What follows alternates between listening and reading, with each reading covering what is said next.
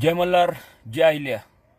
माझ्या महाराष्ट्रातील तमाम धनगर बांधवांना, सर्व भगिनींना सध्या या लाईव्हच्या माध्यमात काही विषयांवरती काही ज्या घडामोडी घडल्या या 4-5 दिवसात आणि जे अनपेक्षित होतं अशा पद्धतीने जे काही घडत गेलं त्या बाबतीत आपणा सर्वांशी संवाद साधायचा होता. कारण 3 दिवसापूर्वीच नाही 2 दिवसापूर्वी मी लाईव्ह आलो होतो आणि दीपक भाऊ बोराडे आणि कार्यकर्ते यांच्या बाबतीत जालन्यात जे घडलं आणि जे चाललं होतं त्या बाबतीत मी आपणा सर्वांना परवा दिवशी बोललो. पोलिसांनी, पोलीस प्रशासनाने अख्ख्या जालन्यामध्ये जेवढे पण आपले बांधव आहेत त्या सर्वांना ताब्यात घेतलं. अनेकांच्या घराबाहेर रात्रीचे पोलीस गेले. त्या ठिकाणी अनेक ठिकाणी जाऊन त्यांनी जेवढे पण आपले बांधव आहेत त्या सर्वांना नोटिसा दिल्या, काहींना धरपकड केली. आणि हे सगळं करत असताना ज्यावेळेस माझं तिथल्या दीपक भाऊंसहित अनेक लोकांशी सकाळी बोलणं झालं त्याच्यात त्यांनी सांगितलं की अशा पद्धतीने चालू आहे. सरकारची जी काय घाबरून भीतीने अगोदरच जी काय मी म्हटलं जसं थोडी नाही चांगलीच फाटली आणि मग पोलीस प्रशासनाला पुढे करून कशा पद्धतीने आपल्या कार्यकर्त्यांना, आपल्या आंदोलनकर्त्यांना कशा पद्धतीने पोलीस प्रशासनाला पुढे करून त्यांनी कशा पद्धतीने जाणून बुजून घरातून उचलणं किंवा त्यांच्यावर कारवाई करणं, नोटिसा बजावणं. काहींना आपण बघितलं असेल व्हिडिओ की हाताला धरून म्हणजे कुठेतरी एखाद्या गुन्हेगाराला, सराईत गुन्हेगार कसा असतो त्याला तरी कदाचित मान सन्मानाने करत असतील, पण आंदोलन करते जे आपल्या समाज बांधवांना न्याय देण्यासाठी शांततेच्या मार्गाने आंदोलन करतायत अशा आंदोलनकर्त्यांना तुम्ही कशा पद्धतीने वागणूक देता पोलीस प्रशासनाला पुढे करून, हेच वरूनच हे सरकारची नियत आणि किती जातीबद्दल असणारा द्वेष तो परवा दिवशी दिसला. हे सगळं होत असताना मी सर्व दीपक भाऊंसहित सर्व माझ्या बांधवांना म्हणत होतो की बाबा जे काय पोलीस प्रशासन त्यांचे वरिष्ठ सांगतायत, स्थानिक सरकार यांच्याकडे हे गृह खाते ते ह्या प्रशासनाला जाणून बुजून कसं कामाला लावते आणि समोर यायला तोंड नाही म्हणून पोलीस प्रशासनाला समोर टाकून कसं या आंदोलनावरती दबाव आणण्याचा प्रयत्न करते. आपल्या धनगर आरक्षणाच्या उपोषणासाठी गेली अनेक वर्ष उपोषणाला बसले होते. सर्वांशी माझी चर्चा होत होती. अनेक माझे मराठवाड्यातील, पश्चिम महाराष्ट्रातील, पुण्यातील, वेगवेगळ्या जिल्ह्यातील अनेक समाज बांधवांशी देखील फोन येत होते. परंतु हे सगळं झाल्यानंतर त्या ठिकाणी देखील मी लाईव्ह मध्ये आवाहन केलं की आपल्याला 21 तारखेला कसल्याही परिस्थितीत आपला हा समाजाचा जो मोर्चा आहे, जे हे पिवळं वादळ आहे, हे मुंबईला नेऊन धडकवायचंय. हा पिवळा सुनामी मुंबईकडे दिसला गेला पाहिजे. सर्व या राज्यकर्त्यांना जे नरिमन पॉइंटच्या बंगल्यात आणि मंत्रालयाच्या स्वतःच्या केबिनमध्ये टीव्हीवरती जे मजा घेत आहेत ना बसून, या सर्वांना हा सुनामी दिसला गेला पाहिजे, हा पिवळा सुनामी. परंतु अचानक असं काय घडलं गेलं आणि अचानक 21 तारखेचं 2 दिवस थांबा अशा पद्धतीने सांगण्यात आलं. म्हणजे मला आता नाव कुणाचं घ्यायचं नाही. त्यांना कदाचित पोलीस प्रशासनाचा किंवा सरकारच्या बाबतीत काहीतरी वाटलं असेल, भीती वाटली असेल, किंवा अचानक पोलीस आले म्हणून काय भीती वाटली तुम्हाला का अचानक, म्हणजे असं काय घडलं एका रात्रीत. आणि या त्या दिवशी गुन्हे आमच्यावर पण दाखल झाले तो. पण म्हणजे काय आम्ही काय कुठं ते गुन्हे जे आमच्यावर केसेस झाल्या ते आम्ही शांततेच्या मार्गाने जे आम्हाला संविधानात दिले, जे कायद्यात दिले आणि ते आमच्या हक्काचं मिळवण्यासाठी आम्ही जे आंदोलन करत होतो, कदाचित आमची भूमिका आक्रमक होती. आणि आक्रमक का नाही करायची? शांततेच्या मार्गाने आम्ही वेळोवेळी सरकारला पुरावे देतोय, न्यायालयामध्ये पुरावे सादर करतोय. या मायबाप सरकारला 10 वेळा आम्ही हात जोडून पुरावे देऊन सांगतोय की बाबा आम्हाला आरक्षण वेगळ्याने नकोय, जे आहे त्याची अंमलबजावणी करा. त्याच्या बाबतीत तुम्हाला अनेक पुरावे दिलेत. ह्याच आरक्षणाच्या भांडवल करून तुम्ही गेली 12-15 वर्ष सत्तेत खुर्च्या उभवताय. हे सगळं आम्ही वेळोवेळी पुरावे देऊन, मेळाव्यातून सांगून, चौंडीला ज्यावेळेस येत होते थोबाड घेऊन ही सगळे राज्यकर्ते, मंत्री, त्यांच्या समोर अनेक आमच्या बांधवांवरती पोलिसांच्या काठ्या लाठ्या पडलेल्या आहेत. का तर आम्ही संविधानाच्या मार्गाने आरक्षण मागतोय म्हणून. म्हणजे थोडक्यात मुघलशाही ब्रिटिश मोगलाई जशी लागून गेली तसं ह्यांना वाटेल ते हे करणार. आता सत्तेचा एवढा माज, ही उथळ पाण्यासारखी सत्ता आहे. आता हे सत्ताधाऱ्यांना मला सांगायचंय, आज तुमच्या हातात आहे, उद्या आमच्या हातात आल्यावर तुमचे कुठले कुठले भाग सोलून काढू एवढं लक्षात ठेवा. मग एवढा माज, राजांचे राजवाडे गेलेत लक्षात घ्या. माज मस्ती करून जर का तुम्हाला असं वाटत असेल आणि तुमच्या हातात सत्ता आहे म्हणून जर का प्रशासनाला आमच्या अंगावर घालून तुम्ही जर का असं वाटत असेल की या धनगरांचा आवाज आम्ही थांबवू, तर ते तुमचं स्वप्न हे स्वप्नच राहणार आहे. लक्षात घ्या. आम्ही सुद्धा होळकरांचे पायक आहोत. आमचे विचार, आम्ही देखील राजे छत्रपती शिवाजी महाराजांचे आम्ही देखील मावळे आहोत. आम्हाला जी शिकवण दिली आहे राजांनी, त्या शिकवणाला पायक राहून आम्ही देखील, लक्षात घ्या, युद्धामध्ये एकदा लढाईत उतरलो तर आमच्या तलवारी जोपर्यंत भिडत नाही तोपर्यंत आम्ही म्यान करत नाही. ती अवलाद धनगराची नाही. आज मी मनापासून छाती ठोकपणे सांगतो, या महाराष्ट्रात फक्त दोन, एक मनोजदादा जरांगे पाटील आणि एक साबळे पाटील, यांनी जाहीर यांच्या पत्रकारांपुढं आणि लाईव्ह मीडिया पुढे आणि फेसबुकमध्ये खास करून सांगितलं की का त्यांच्या बापाचं राज्य, या धनगरांना तुम्ही मुंबईला आणण्यापासून रोखताय, तुमच्या बापाचं राज्य. एक नेता नाही, केवळ ही दोन. कोणत्या जाती धर्माचा हा विषय नाहीये तिथं, पण न्यायाची भूमिका असताना ते आपल्या पाठीशी खंबीरपणे उभे आहेत. आणि खंबीरपणे त्यांनी सांगितले, ज्यावेळेस धनगर आपली ही धनगर बांधव मुंबईला जातील त्यावेळेस त्यांची पाण्याची, खायची, जेवणाची, नाश्त्याची सर्व व्यवस्था आपल्या मराठा बांधवांनी करावी. मनापासून त्यांना धन्यवाद आहे, मनोजदादा जरांगे पाटलांना आणि साबळे पाटलांना. पण हे आमचे राज्यकर्ते हो, आणि काही आमचेच स्वयंभू नेते जे आता बसलेत ना सत्तेत, आमदारक्या, मंत्रीपद उपभोगून. खास करून मला त्यांना सांगायचे, तुम्ही ज्या सत्ताधारी पक्षात आहात, ज्या आज तुम्हाला वेगवेगळी पदं मिळालेली आहेत, हे केवळ ह्या धनगर समाजाने वेळोवेळी महाराष्ट्रामध्ये तुमचा गाजावाजा केला, तुम्हाला उचलून धरलं, म्हणून आज तुम्ही आमदारक्या भोगताय, म्हणून आज तुम्ही मंत्रीपद भोगताय. विचार करा, 15-20 वर्षापूर्वी ज्यावेळेस आमदार केला, मला कुणाची नावं घ्यायची नाहीत, तुम्ही ज्यावेळेस उभे होता, कुणी तुम्हाला भरभरून साथ दिली, कोण तुमच्या पाठीमागं कसली अपेक्षा न करता, कसलाही स्वार्थ न धरता खंबीरपणे उभे राहिले. आणि हे किती वर्ष बघायचो, वर्षानुवर्ष हेच नुसतेच तलवारी धार लावा, तलवारी घासा, आणि आता उद्या युद्धाला निघायचंय म्हणून आमचे मावळे देखील सगळे सैनिक आमचे तयार फौज फाटा घेऊन असतात की लगेच पुढे ज्याला सरदार म्हणायचं त्याने लगेच म्यान करायची तलवार. थांबा जरा, वाट बघा. अरे वाट म्हणजे कवर, पर आमची मुडकी उडवली तरी आम्ही वाटच बघायची का? आणि जर का तुम्हाला युद्ध करायची जर का खुमखुमी नाहीये, धमक नाहीये, तर कशाला उगाच युद्ध पुकारताय? कशाला अख्खा या महाराष्ट्रातील आमच्या धनगरांना सगळ्यांना तुम्ही वेटेस धरताय? कशाला जाऊन तिकडे गाजावाजा करता? जर का युद्ध करायची जर का धमक असेल न्यायासाठी, स्वार्थासाठी कोण करत नाही, आणि स्वार्थासाठी करणाऱ्यांच्या मागे आम्ही कदापि उभं राहणार नाही. पण जर का जातीसाठी खरंच तुम्हाला न्याय मिळवून द्यायची तुमची भूमिका असेल निस्वार्थीपणाची, तर कशाला माघार घेताय 10 वेळा युद्धातून? हा काय पोरखेळपणा चाललाय? पिक्चर चाललाय? नाटक चाललंय? 3 ते 6चा शो आहे तो आता बंद पडलाय, 6 ते 9 करू का? तमाशा थिएटर चालू केलंय? आता होईना म्हणून उद्या करायचा?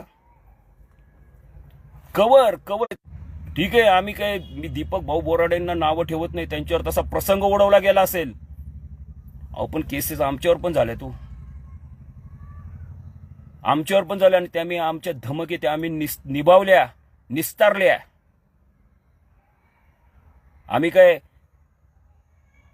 तोंड लपून कुठेतरी कुठल्या ऑफिसमध्ये किंवा कुणाला फोन करून मला परत फोन करू नका 2-3 दिवस, असली कधीच भूमिका घेतली नाही घनश्याम बाप्पू हक्केनी तरी.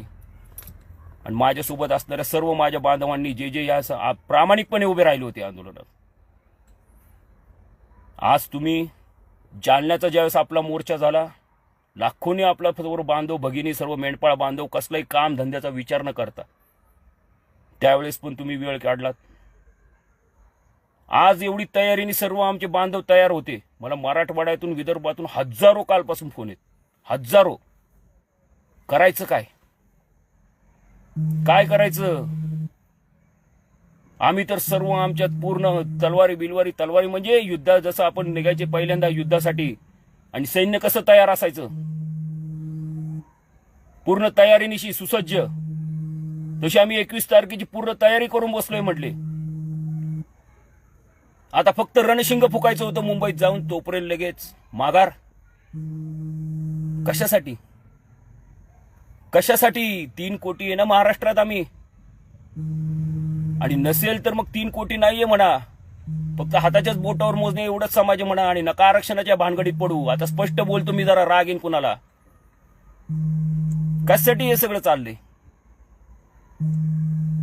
ही शिकवण दिली आपल्याला पुण्यश्लोक राजमाता अहिल्यादेवी होळकरांनी, ही शिकवण दिली का राजे यशवंतराव होळकरांनी, ही शिकवण दिली आपल्याला सरदार मल्हारराव होळकरांनी, अटके पार झेंडे लावले ज्यांनी,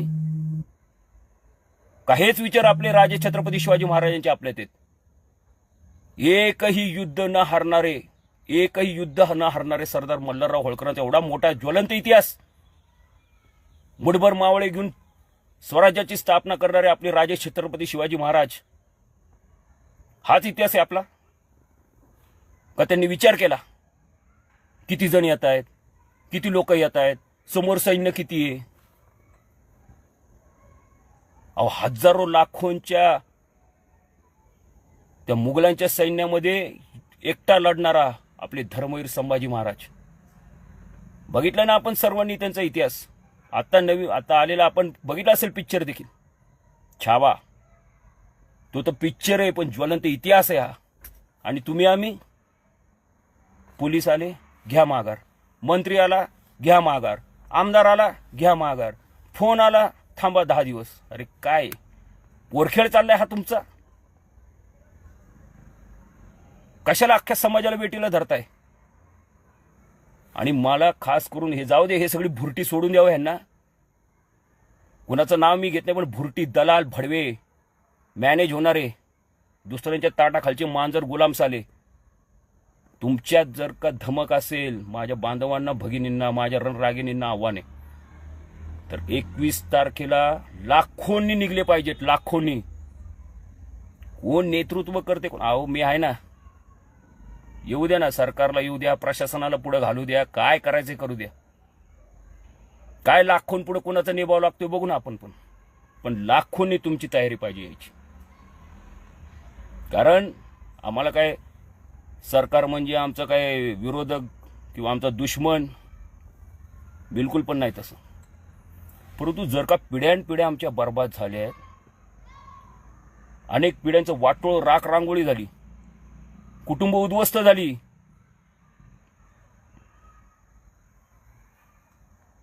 कवर ग बसायचं आम्ही देखील. का ग बसायचं? कशासाठी? म्हणजे दुसऱ्यांना वेगळा नाही आणि आम्हाला वेगळा नाही, ही आहे का तुमची भूमिका? का धनगर आपली नावं काना मात्रा नाही म्हणून अशी शांत निर्मळ आपल्या नदीसारखे राहतात म्हणून काही समजता? एक तर कुणाच्या वाट्याला जात नाही, आणि वाटाला गेला तर त्याची वाट लावल्याशिवाय सोडत नाही, एवढं देखील ध्यानात ठेवा या सरकारने. शांत बसतोय याचा अर्थ संत समजू नका. मग आमच्यातले जर का होळकरांचं जर का आमचं इतिहास जागा झाला ना, तर पळायला पळता बुई थोडी होईल. मी पण थोडंसं आता तुम्हाला या लाईव्ह मधून स्पष्टच, मला कारण की खोटं बोलणं आणि रेटून बोलत असलं मला येत नाही, जे ते स्पष्ट बोलतो. ज्या वेळेस जालन्याचं ते आंदोलन झालं त्याच्यानंतर मी सुद्धा थोडंसं या सर्व गोष्टींचं फक्त बघत होतो सगळं आणि विचार करत होतो. कारण जो आम्हाला 25 वर्षाचा अनुभव आलाय, प्रत्येकाला नेता व्हायचे, प्रत्येकाला झाकी करायची, प्रत्येकाला बॅनरबाजी करायची, प्रत्येकाला सोशल मीडियावरती थोबाडं रंगवायचे, थोबाडं वाजवायचे बँड आगत. त्यामुळे मी सुद्धा या गोष्टीपासून थोडं लांब होतो. योगायोगाने ज्यावेळेस मुंबईला आमची भेट झाली आणि तिथं त्या ठिकाणी मला ज्यावेळेस दीपक भाऊ बोराडे आणि बाकीच्या सर्वांनी त्या ठिकाणी बोलणं झालं, मी म्हटलं चला मुंबईला आता हे शेवटचं अखेरचं युद्ध होणार आहे, चला आपण सरसेनापती किंवा सेनापती नाही हो, त्यातला एक सैनिक एक मावळा म्हणून आपलं पण त्याच्यामध्ये युद्धामध्ये सहभागी पाहिजे, म्हणून मी देखील त्या हिशोबाने माझं लाईव्ह केलं, अनेकांना आवाहन केलं, मिटिंगा घेतल्या, लोकांना देखील आवाहन करत होतो. आज काय माझ्यासारखे हजारो बांधव ज्यांना प्रामाणिकपणे इच्छा आहे 21 तारखेला मुंबईला जाऊन आपल्या हक्काच्या आरक्षणाची अंमलबजावणी करूनच घ्यायची, काय त्यांनी काय आज दाखवावं तोंड. हे दीपक भाऊ चुकलात तुम्ही, मी स्पष्ट बोलतो. तुमची भूमिका ही पाहिजे होती, पोलिसांचं काम करतात करू द्यात, आमचा पोलिसांशी बिलकुल पण विरोध नाही, पोलिसांशी आमचा बिलकुल पण वैर नाही, परंतु 21 तारखेला सर्व बांधव भगिनी मुंबईच्या दिशेने निघायचंय. का आपल्याला तोडफोड करायची होती, जाळपोळ करायची होती, गाड्या अडवायच्या बिलकुल पण नाही. आझाद मैदान इथे शांततेच्या मार्गाने आम्ही आमचं आंदोलन करून त्या ठिकाणी सरकारला फक्त जाब विचारून आमच्या आरक्षणाची अंमलबजावणी करून घेणार होतो, एवढाच आमचा उद्देश होता. आत्ता देखील मी कालपासून मला हजारो कित्येक सगळ्यात जास्त मराठवाड्यातून फोन येतोय. आम्ही 100 गाड्या केल्यात, आम्ही 50 गाड्या केल्यात, आम्ही कुठेतरी 30 गाड्या केल्यात, अशा अनेक गावागावात. काही तुम्ही त्यांना रूपरेषा नाही, पुढचं मार्ग दाखवत नाही, दिशा देत नाही, झालं संपलं आंदोलन. संपलं म्हणजे काय, म्हणून म्हणलं हा काय तमाशा थिएटर. काही तुमच्या मनाला वाटलं तुम्ही करायचं, काही वाटेल तसं काही बराळायचं आणि आमच्या बांधवांनी शांत बसून चला घ्या माघार. परत अजून एक दुसरा कोणतरी काही दिवसांनी महिन्यांनी अजून एक कोणतरी सेनापती तयार होईल, चला जायचं दिल्लीला. अहो तुमची जर का खरी मनापासून इच्छा असती आणि सगळ्यांची जर का खरी मनापासून एकजूट होऊन एक ताकद होऊन एक मुखाने जर का आपण मुंबईच्या दिशेने निघू, तर या सरकारने सरकारच्या बापाला देखील आरक्षण देणं हे भागच आहे, अंमलबजावणी करणं. बरं काय नव्याने मागतोय आपण की बाबा आम्हाला आरक्षण नाही आणि दुसऱ्यांच्या ह्याच्यातलं काढून द्या आम्हाला? अरे बिलकुल पण नाही. धनगर समाजाची तशी इच्छा पण नाही रे, आमची तशी वासना पण नाही, मनोकामना पण नाही आमची तसली. पण आमच्या हक्काचं घेत असताना देखील आम्हाला ही असला तुम्ही दुजाभाव करताय. आता तुमच्या विधानसभा, लोकसभा, स्थानिक स्वराज्य संस्था सगळ्या तुमच्या बुडाखाली आल्या, त्यामुळे तुम्हाला देखील थोडं अजून छाती 56 इंचची कदाचित 96 इंच झाली असेल. त्यामुळे तुम्हाला आता वाटत असेल काय मला कुणाची जरूरत. पण एक लक्षात घ्या, हत्ती कितीही बलाढ्य असला ना आणि किती मदमस्त असला, एक मुंगी ज्यावेळेस काना जाते ना त्या हत्तीच्या, तर त्या मदमस्त हत्तीला सुद्धा खाली जमिनीची धूळ चाटायला लावती. कमजोर समजायची चूक करू नका, आणि खास करून तर धनगरांना. या आमच्या हातात ज्या आम्हाला काठ्या लाठ्या दिल्यात ना आणि आमच्या मेंढरांचं संरक्षण करायला कुऱ्हाडी दिल्यात, या अशा सारू ना मग असंही आमच्या पिढ्यानपिढ्या बर्बाद झाल्या, असंही आमचं वाटोळ झाले. आणि काय आता तरी राहून काय आमचं वाटोळच होणार आहे पुढच्या पिढ्यांचं. मग एकदाच आर नाही तर पार करू. आम्ही परत सांगतोय, शांततेच्या मार्गाने संविधानाला मानून आम्ही आंदोलन करतोय. जो डॉक्टर बाबासाहेब आंबेडकरांनी आम्हाला अधिकार दिलाय, त्या अधिकाराला बांधील राहून आम्ही आरक्षणाची आमच्या अंमलबजावणी करा म्हणतोय. ज्या घटनेचे आम्ही पुरावे दिलेत, आणि माझं खास करून माझ्या बांधवांना, भगिनींना सांगणे, नुसतं सोशल मीडियावरती बोटं दाबून उपयोग नाही हो. सोशल मीडियावरती बोटं दाबून उपयोग नाही. ते हात बोटं दाबण्यापेक्षा आता बोटं छाटायची तयारी करा. ज्यांनी आपल्या आरक्षणाच्या जातीच्या प्रमाणपत्रावरती जी खाडाखोड केली, जे आपल्या धनगर आणि धनगरांचा नावाचा खेळ केला ना, असली ही जी शाहिस्तेखानाची अवलाद येत ना, ह्यांची बोटं छाटायची वेळ आली आता. म्हणून निर्णय तुम्ही घ्यायचा आहे. उद्या घनश्याम बापू आहे, गोपीचंद पडळकर आहे, दीपक भाऊ बोराडे, गणेश केसकर आहे, चंद्रकांत वाघमोडे, अनेक नेते, अनेक. तुम्ही कवर असलं आहे सगळ्यांचंच ऐकत तुमचं त्यांच्या मागं पळत सुटणार आहेत. नुसतं गाडीत उभं राहून आणि फोटो काढून आणि झेंडे फडकून चालणार नाही. आता झेंड्याची दांडकी उलटी करून सारावी लागणार आहेत ज्यांनी आपल्या आरक्षणाचं वाटोळ केलं. तयारी असेल तुमची, मला तुम्हाला आव्हान करायचं सगळ्यांना. खरंच 21 तारखेला तुमचे एकटा घनश्याम बापू हाके स्वतःच्या कामासाठी आणि स्वतःला न्याय मिळवून देण्यासाठी काही करेल. पण तुम्हा सगळ्यांना जर का खरंच आरक्षणाची नितांत गरज असेल आणि तुम्हाला सगळ्यांना वाटत असेल की धनगर समाजाच्या आपल्या येणाऱ्या पिढ्या ह्या बर्बाद न होत्या, यांना सर्व आपल्या ह्या एसटीच्या सर्व सवलतीचा लाभ मिळावा, या पिढ्या सुजलम सुफल व्हाव्यात, तर तुम्ही सर्वांनी निर्धार करा. प्रत्येक गावातून महाराष्ट्रातली आजचे जिल्हे तालुके जर का आपण मोजले आणि गावं मोजली तर फक्त तुम्हाला प्रत्येक गावातून 10 गाड्या आणायच्या. 10 ते 5 जशी जमेल तशी.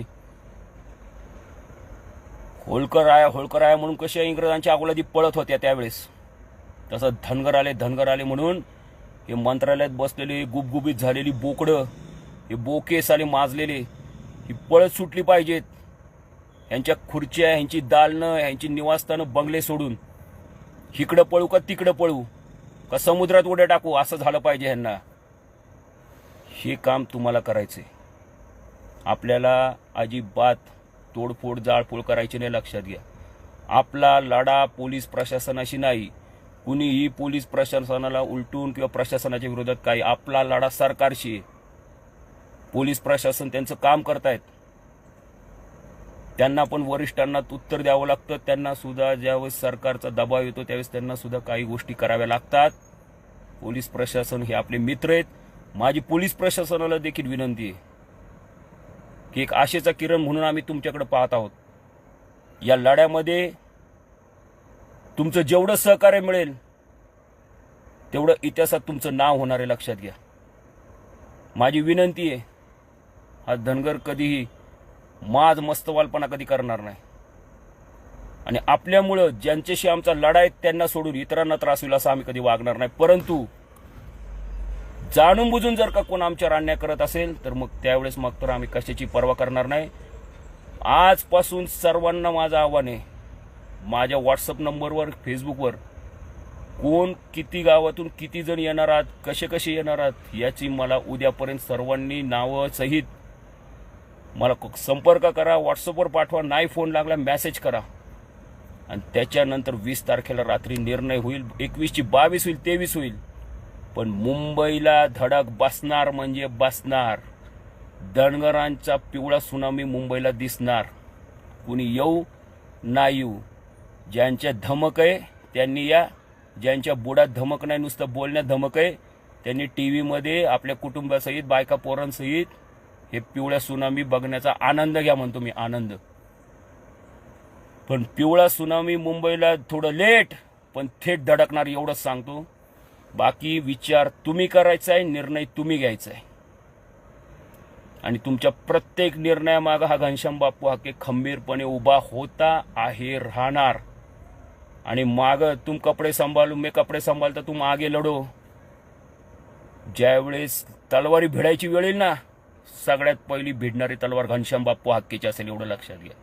एवढंच तुम्हाला सांगतो. आणि मी माझा शब्द आहे की माझा शब्द एकदा मी बोलला तर त्याचे परिणाम काय होईल याचा मी कधी विचार करत नाही. एवढंच तुम्हाला सांगायचं, निर्णय तुम्ही घ्यायचा आहे. माझ्या आईला मातीच्या रणरागिणींनी, माझ्या होळकरांच्या सैनिकांनी तुम्ही निर्णय घ्यायचा आहे, एवढं सांगायचंय. जय मल्हार, जय अहिल्या.